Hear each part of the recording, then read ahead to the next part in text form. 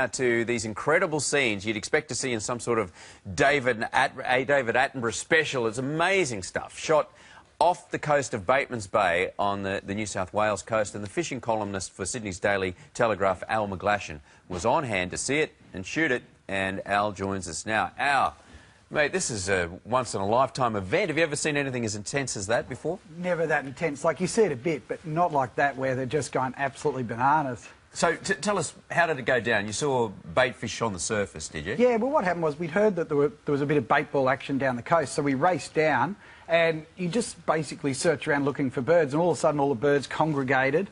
We drove over to the edge of it and went, oh, this is looking good, and there's seals and dolphins and sharks and all that. And we were obviously looking for marlin. The next thing, all the bait went up under the boat and it just went bananas. You know, sharks smashing into the side of the boat and seals jumping around, and yeah, I was going to jump in and then I kind of chickened out after a while. Well, you know, as chaotic as it looks, there must be some sort of order down there, otherwise there'd be some pretty nasty mistakes made. Did you see any accidental, you know, shark encountering seal type activity? No, that's what was amazing, is that they smashed into, you know, they're all chasing the bait down. They're all running right up next to each other, but at no time did we see them sort of bang into each other, or a shark, you know, accidentally chewing on a dolphin or something like that at all. What do you think is causing this particular congregation? Because it seems late in the year for this sort of thing to be happening. It is. Normally this sort of happens, you know, sort of late summer, and it's not, the water's not that warm. I think something else has happened underwater where the fish have just gone, you beauty, and they've just got it all together, because I've never seen it where there's that many birds and dolphins. Like, as far as you could see at times there, the sky was black with birds, and, you know, seals jumping everywhere and dolphins all over, and there's a few marlin in with it as well, and I've never seen it quite that intense. So is it still pretty hard to explain? Is it like, is it an upwelling of a current with nutrients in it, or is it, you know, can you pinpoint any sort of atmospheric changes that might have caused this? Yeah, there's a little bit of the current there. So the current was running sort of down inside the shelf, which was creating a little bit of upwelling, and the fish were stacking up along the side of that, and that's what sort of set it off. But the mackerel, the bait, should be further north at this time. They're just ignoring the boat, aren't they? Yeah, well, we had the tails were coming into the boat from the sharks at one stage. The poor old cameraman had to keep running into the cabin to go and clean his camera. You know, the bilge pump went on because there was so much water. It's amazing.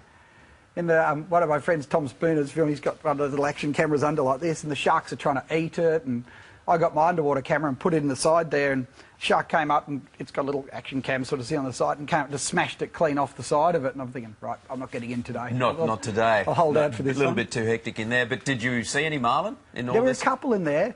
Obviously the sharks are going so intensely that any bait that we put in the water would end up with a shark rather than anything else, but there weren't a lot of marlin. There were a few further south that the other guys were catching it, but in the end, just seeing this was just such, you know, it's sort of nature in the raw, I suppose you can say. Yeah, very raw. What sort of shark species are we seeing here? Mainly silky whalers and a few duskies in there and stuff, but never have I seen them in such massive concentrations. So they look, what, about a metre and a half long? Yeah, is that about the size? There were a couple in there sort of up around the 2.5 to 3 metre range as well. Normally the sharks are quite shy. They don't come right up to the boat, but in this case they're smashing. There's little scratches all over the boat where they've been running into it and stuff like that. Look at your mates in there. That boat's starting to feel pretty small by now. Look at it. And it's actually shaking. That they're hitting it so hard that it's vibrating and bouncing around. And at one stage I actually thought, no, I don't know if we should be here. We might have to move. Yeah.